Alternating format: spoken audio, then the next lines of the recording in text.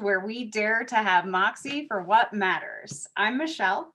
And I'm Julia, and we're your new loudmouth, change-making, do-gooder best friends here to embolden you to take more action, risk, and heart towards creating a more just, equitable, and brave world. If you are looking to set your organization apart from the crowd, make it easier for your supporters to share your message with others, and guarantee that your organization is seen as memorable and bold, then this is the episode for you. Okay, we usually open with like a story, a personal story, but today we're going to do a little rapid fire since we're talking about brand personas and branding, which, by the way, is my geek out topic. If anybody ever asks me any branding questions, I'm like, wow, you don't know what you just got yourself into. We're going to be talking for 4 hours. So, right? Yeah. So we're not going to quite talk for 4 hours. We're going to try to keep it to about 45 minutes. But to get started, I'm going to ask Michelle. I'm going to tell her 3 brands, and she's going to tell me how it makes her feel, think, and what she thinks about when I say these brands. All right, Michelle. Oh, what were mine? Here we go. What were the ones I was going to do? All right. Costco. How does Costco make you feel? Costco makes me feel welcomed, supported, and just good. Like I feel like they have a really good company that takes care of their people. I've read a lot about that, so it makes me feel good to participate in Costco's business. It's an experience to go there, right? Oh yeah. You go to Costco sometimes like for a girl hangout, and or like date night with your hubby. Like it's an experience, and that's really cool. Okay, so your next one is UNICEF. UNICEF. I would say that UNICEF makes me feel empowered. They make me feel bold because they make me think about the things that I can do to change the world, and optimistic that there's more people out there who are doing their best to do good in the world. So nice. Yeah. And then So Delicious, Utah company. So you guys know what So Delicious is. How does So Delicious make you feel? Happy. Happy and excited. I'm ready for fun because I know that if I'm going to So Delicious, I'm hanging out with my best friend. That's right. I do have an addiction. We have a lot of good memories of projects and different things with So Delicious runs throughout it. So it's a very kind of nostalgic thing for us. Absolutely. All right. So what are mine? All right. So let's start with Charity Water. Yes, Charity Water. I love this charity. We're going to talk about them again a little bit later. So they really kind of remind me of like the finger on the pulse. When I think of them, I'm like, I just would love to interview them for a while, because these guys know where it's at with charities. They really understand how to connect with people and connect with their donors and their supporters. And they do it in a really bold and unique way that for me is really inspiring. And they definitely like kind of have this like leadership. I think of them as like in a leadership kind of quality. And the rest of us are, just inspired by them and trying to like pull some of their magic our way, because they really know what they're doing. So those are mostly inspired by them. I'm a big fan. Yes. And how about Apple? Apple. I know not Apple isn't for everybody. Like I know they're gonna kind of get in some heat lately and stuff like that, but I am still a really big fan of Apple. Like I think of them as very clean and fresh, and they cater to creatives. So I just feel like a little kinship with them, being a creative myself, and I just appreciate the little details they put into things, because I just really think that they are really care about the creative people on their computers, so I really, really resonate with Apple and what they're doing. So I think they help you feel seen too, because you're an artist, and so their right. stuff is kind of designed for the artist type mind, right? And as we've talked about Apple before, I really remember getting from you that you felt like seen, important to them, Yeah. For like creatives to be such a big part of a tech company, like such a big focus of a tech company, is just really unique, and it's really exciting for creative people because we don't often get a lot of spaces in the tech world. And tech is often hard for creatives too. And so to have a company who is trying to make it easier for creatives, and I know your daughter's really creative as well, and like iPads and all these other kind of resources for creatives. Like I know we're just really, really grateful to have these like other mediums and stuff like that. So absolutely. definitely. And then finally, the Bill and Melinda Gates Foundation. Yeah, so I watched their Netflix documentary, and if you watch it too, you'll probably be as big a fan as I am. But when I think of the Bill and Gates Foundation, the feelings that I have is like safety. Like this cause is in really good hands, people who are really, really smart, and who are really focused on driving it. And I also, when I think of it, I just think mass scale, and like almost untouchable in a way. It's on such a mass scale that I have a hard time even comprehending the massive impact that they're coming up with, the technology that they're using to solve sanitation problems in third world countries. And it's on such a mass scale like I've never seen before. And yeah, so it does, for me, it feels very kind of removed, but inspiring, kind of like the deity of nonprofit kind of a thing. So yeah. Like the ultimate goal. Also, I don't even know, like, are humans capable? Apparently, is Bill Gates human? I don't know. Still up in the air on that.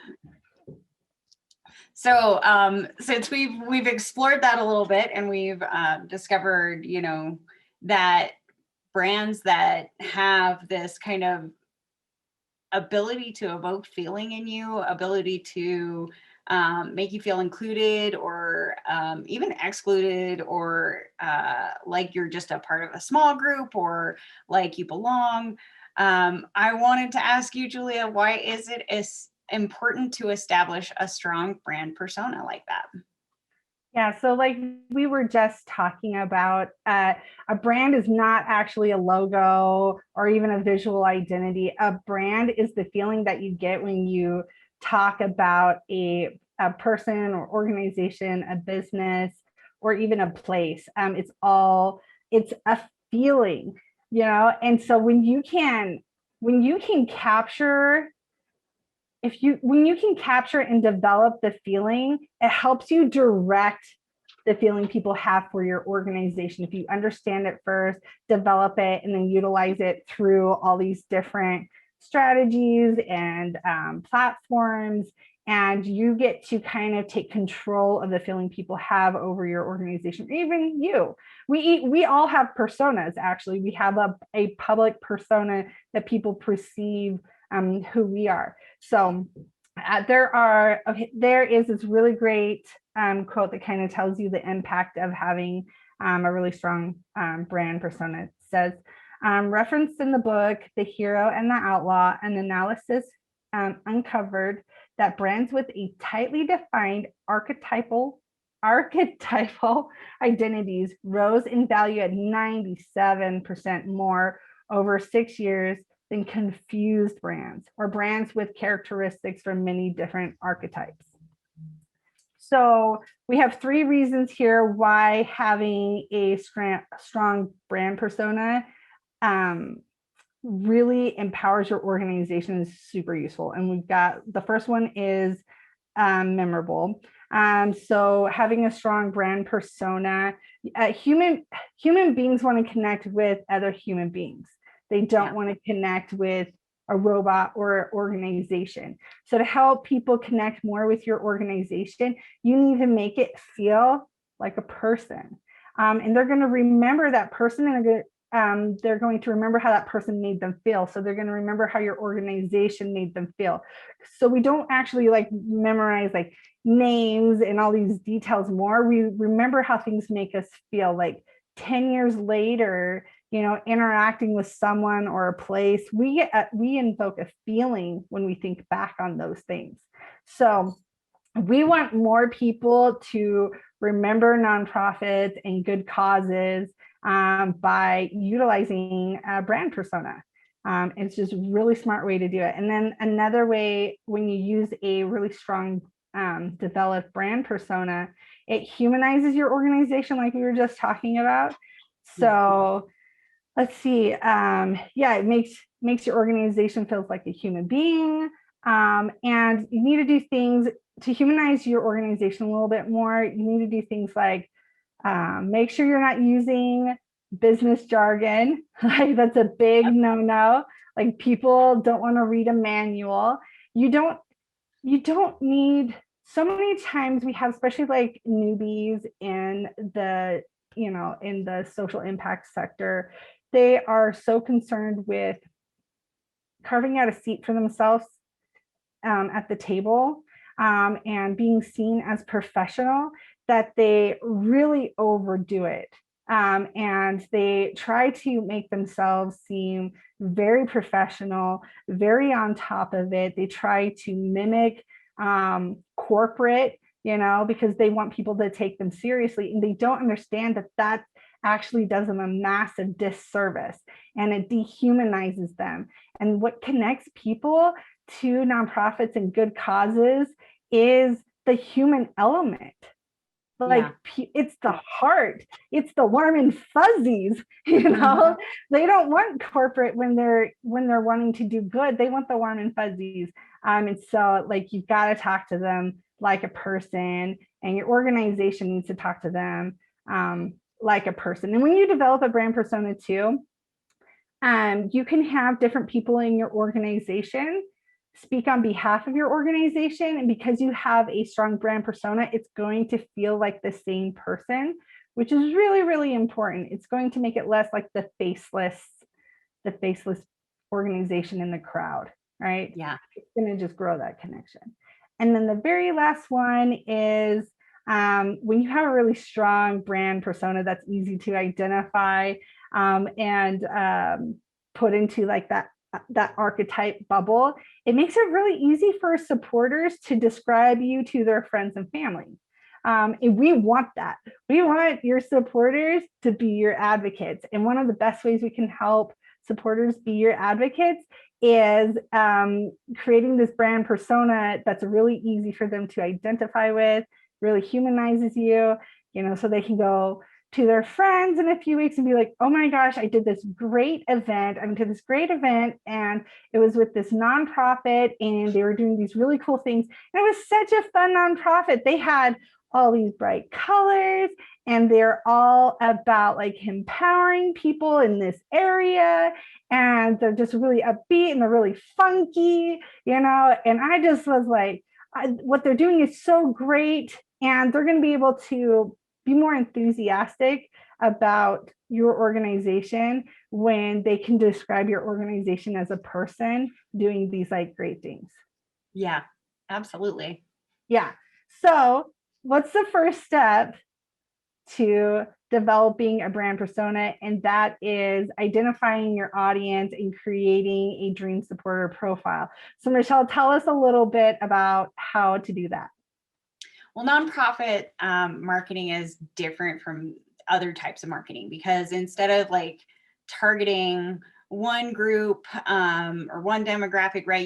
You've got multiple groups that you've got to consider when you try to figure out who your audience is going to be. Well, you might have an audience of constituents, you might have an audience of supporters, but you might have another audience that's, your volunteers. And then there may even be a separate audience that's your, your donors or people that you want to invite to be on the board of your charity.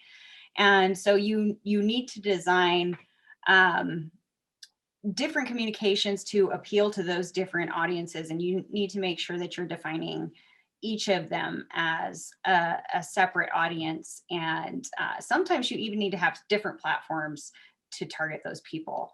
And how you do this, you know, if you've been around for a while, if your nonprofit is not brand new, then you've got a lot of information to work with. You can look at who are the people that show up for you, who are the people who show up to your events, who are there, you know, setting up chairs, setting up tables, you know, selling raffle tickets. That's clearly going to be your volunteers. And you want to start looking at commonalities among those people. You know, there's several different kinds of ways that you can identify them. You know, you can look at their age, you can look at their income level, you can look at their education background, how much education they have, their location. Are they in a specific geographic location? Are they in a specific type of location, right? Are they rural? Are they urban? Are they, you know, suburban? Behavioral characteristics, you know, I notice, because I follow my volunteers on social media, that they, you know, the ones that are my favorites, they tend to post about these types of things. Social media platforms that they will use, right? Some people are Twitter people. Some people are just Facebook people. Some people like Instagram, Pinterest, Facebook, they're all over the place. And if you can identify like that there's a large group of the people that you tend to attract on those different platforms, then you start to know where to target them. What kind of content do they like to engage in? What kind of things do they find shareable, right? Because maybe you want to design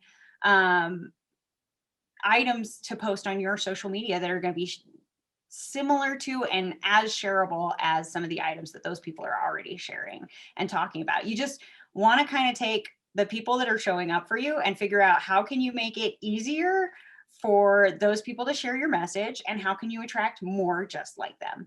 And we like to think that everybody's unique, but you know, the secret of Google and Facebook and modern day social media advertising is people are not as unique as we think they are. They all have unique experiences, but we have this shared experience, and you can start to anticipate and predict who it's going to be based on just a couple little things. And then also you want to be able to take a hard look at how do they like to be spoken to, you know, of those other people who they're, you know, sharing information about, or they're posting on other nonprofits pages or other brands pages. Yeah, how are those nonprofits and brands speaking to your audience? You know, think about it that critically. Like, is there a way that this particular brand is speaking to my volunteer? And you know what? You can always just ask too. You don't have to try and read between the lines and predict everything. And, you know, it's funny because I felt like when I started my first business back in 2012 that first of all, I was brand new. So I didn't have customers to be able to kind of analyze this information about. And I didn't want to do it wrong. Julie and I tend to be perfectionists, and we have had a lot of trouble in our 20s and 30s with analysis paralysis. And, you know, we're becoming more aware that you just have to be willing to make mistakes, to embrace that growth mindset and understand that you're not going to get it right the first time. And so my recommendation to nonprofits, and especially newer nonprofits, is be willing to get it wrong. Think about the people that you like to hang out with, that you like to talk about the things with. You know, who did you bounce ideas off of when you were coming up with your idea for your nonprofit? Who likes to hear about the things that are happening in your nonprofit? What are those people like? Guess. Design your persona based on the people who get excited when you talk to them about what you do, and then adjust from there. You know, just keep paying attention to it, and keep looking at the people who are showing up and go, are these the people I thought were going to show up? If no, maybe you just need to change your brand persona just a little bit.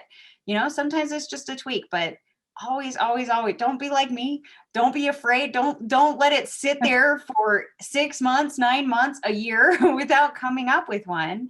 And don't be afraid that your personality is going to be off-putting. There's a reason, you know, if you're a founder, there is a reason that you founded this company. It's because there are things that are near and dear to your heart that inspired you to go down this path, and embrace that and be confident about yourself. You may need to be the face and the voice of the of the organization until it develops its own personality. So yeah, my recommendation to people would definitely take a leap of faith in establishing your audience. Even if you have an audience and then you're kind of like, I don't know if I'm evaluating this properly. Give yourself a break, do your best, make one, and move forward. You can always adjust from there, and being committed to it, you know, deciding, putting it down on paper, and having that commitment to this persona that you think is what's going to appeal to people is going to give you ownership, and you're going to be in the trenches doing the work. You're going to learn faster. You're going to be able to pick up on it better by moving forward. Yeah, like doing the work now, developing that audience is going to be such a valuable resource to you. Even if you get it wrong at the beginning, you still need to develop a dream supporter profile, like identify who do you want to connect with the most, who is going to show up the most, and who do you want to appeal to the most. And so now that you've got your audience established, you can move on to developing your actual brand persona. And it's really heavily based off of that audience, and certain brand personas connect better with certain types of demographics. So to make that really, really easy, we have the 12 brand archetypes, and these are not ours. These have been around since the early 1900s, maybe even before. And so the 12 brand archetypes were actually developed by Carl Jung in the early 1900s. He developed these 12 brand archetypes based on the philosopher Plato's ideas around elemental forms. And then after Carl Jung established these archetypes that they were able to pick out of like human behavior, there seems to be these 12 characters, 12 personalities that we see repeatedly over time, even back from like Greek times. They're these same characters that we keep identifying. And they found that these 12 characters actually applied in the business world and the nonprofit world as well.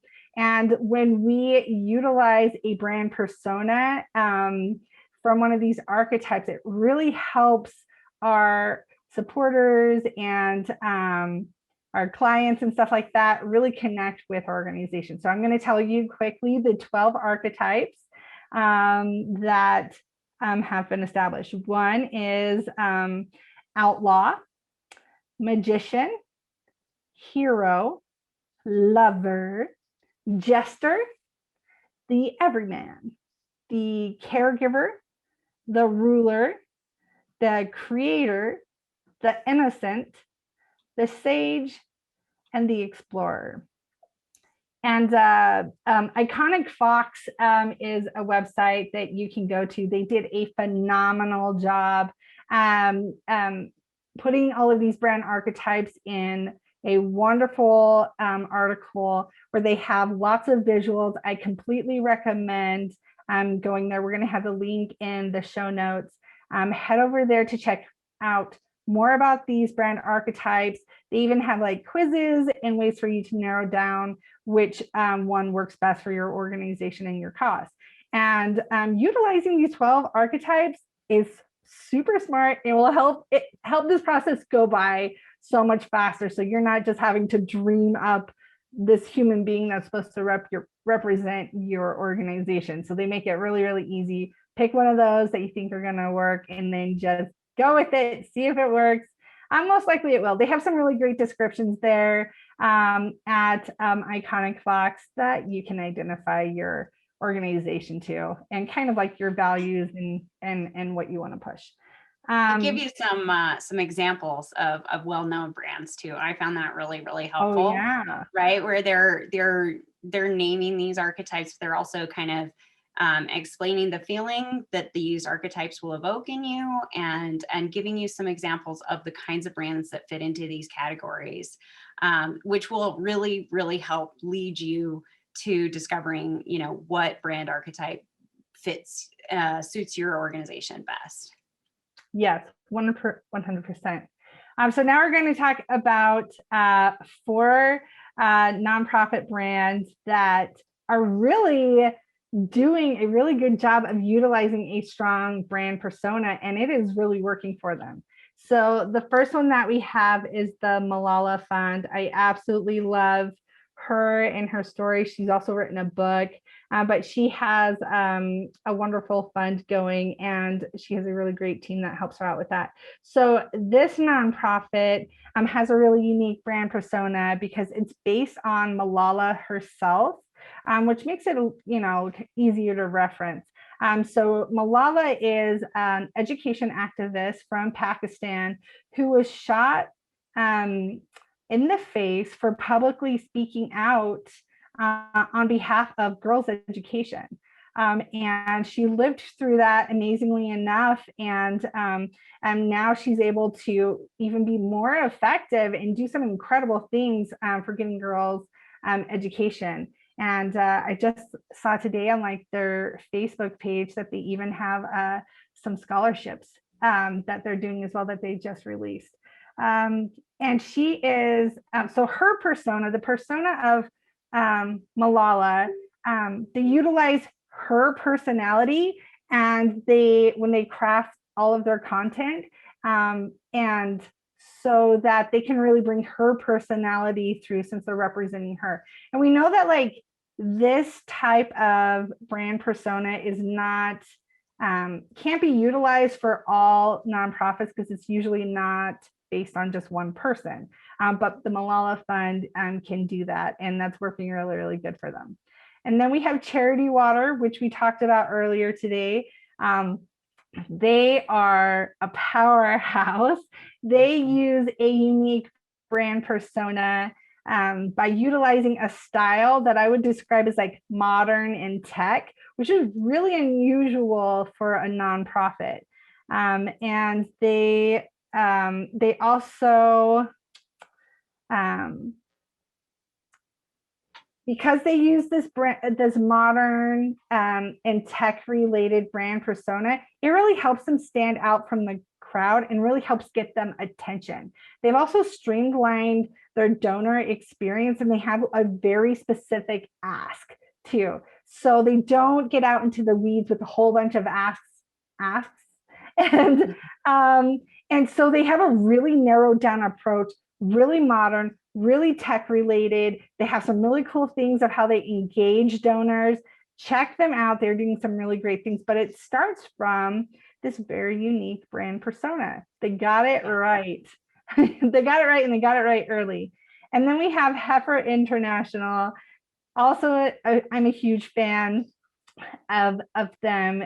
Their content is, their brand persona is a really surprising one for me as well. And I just love what they're doing with their content. They have a very upbeat, fun, and even playful brand persona, and they utilize it across all of their content. They even like post content like goats. You know, they'll have like during Christmas time, they'll have like a goat dressed up in like a Santa hat and stuff, and asking for donations. And this is a very unique approach, but it gets people to stop scrolling, right?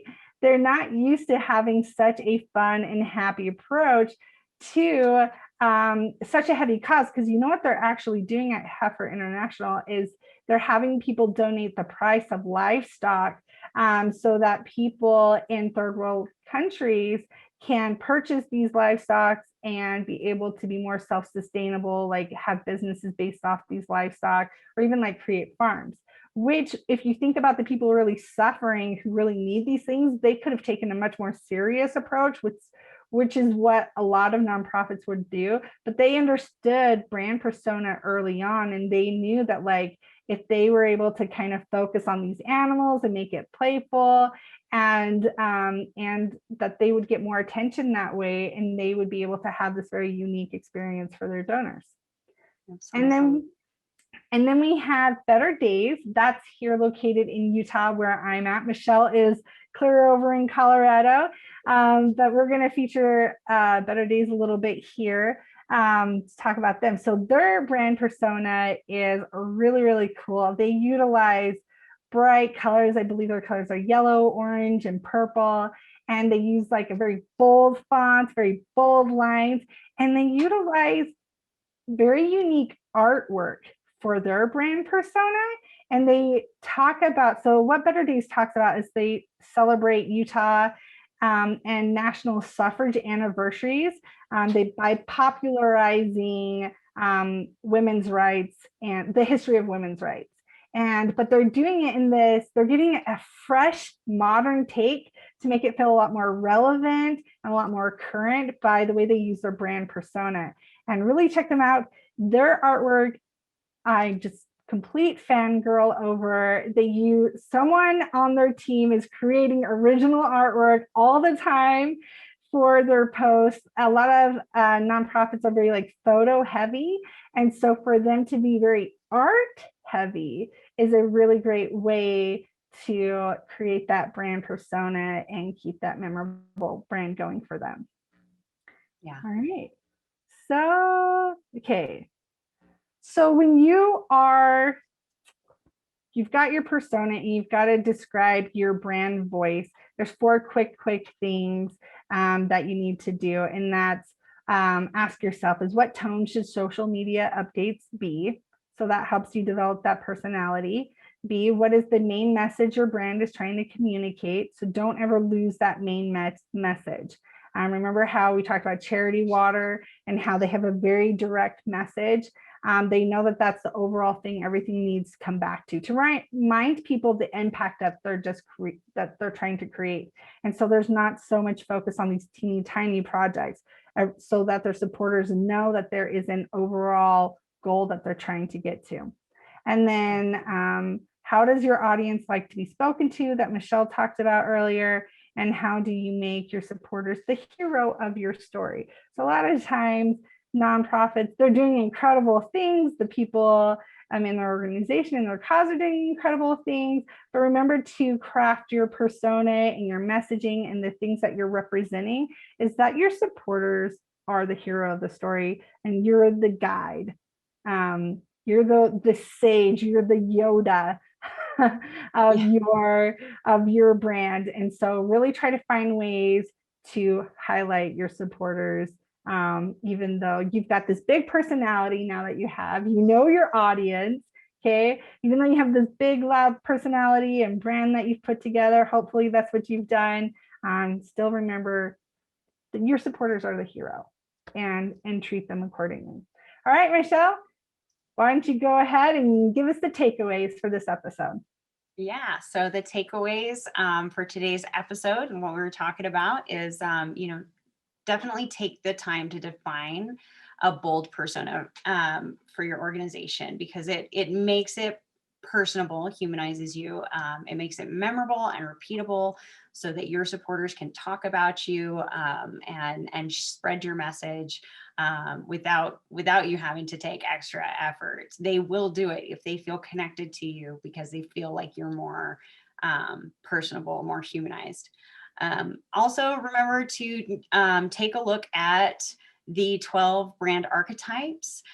We will post a link to that Iconic Fox article that Julie was talking about earlier so that you can go there and utilize some of the great resources that they put together. They're just absolutely excellent. And we could not have done a better job than they did. So we're just going to share that with you. It will definitely minimize brand confusion and it will help you have more brand cohesion. Also, just taking that time to create that dream supporter profile where you're envisioning these people who are going to be involved or envisioning the perfect people who are are or will be involved in your cause. It helps direct your message toward the hearts of those that you're trying to attract most. And that's how you put together your do-gooder army. So definitely, we highly recommend you take some time to do this. And I know we're all busy, but it is very important. And just one last note that I want to add is, while you're doing this, remember to think about and to come back to the fact that what you are providing is valuable. You know, you are giving people who have to be involved in that rat race, you know, they've got that 9 to 5, they want to be out there doing more things and giving back to the world, and you're giving them the opportunity to do that. So as you're developing that brand persona, that voice for your organization, make sure you're confident and proud about that. What you do is amazing. Yeah, Julia, do you want to? Yeah, and it's not too late either, right? Like if you've been around for 10, 20 plus years and you never really developed a brand persona to represent your different types of marketing efforts, it's not too late. You can do it now. I mean, it's best to do it at the beginning so you don't waste like a day, so you have all the resources you need, but it's never too late to like really develop that and start, putting a light on that. So yeah, don't miss out on the opportunity, right? I mean, no. I think that what you'll find when you sit down to actually do this activity is, if you have been around and you never did develop it, you probably do have some attributes there to work with. You're just going to be really streamlining it and solidifying it and making it less confused. You know, you're going to just sharpen that image for people and let them see you really, really crisp and in high definition. High definition, I like that. The high definition version of your organization. Who doesn't want that? Yes. Our do-gooder feature of the month is the color of autism. We're going to be interviewing her, and we're really excited about that. That episode might be coming before this one, most likely. So please check that out. So their goal at the Color of Autism is to end the stigma of autism spectrum disorders in communities of color. They are devoted to building efficacy and empowering families in order to lessen their isolation. The Color of Autism Foundation is an excellent resource for parents, communities, members, and allies. Please visit them, like and follow them on Facebook so they bump up in the algorithm and more people get to see what they're doing, and support their mission and stay up to date on important happenings in their community. They're doing some incredible things.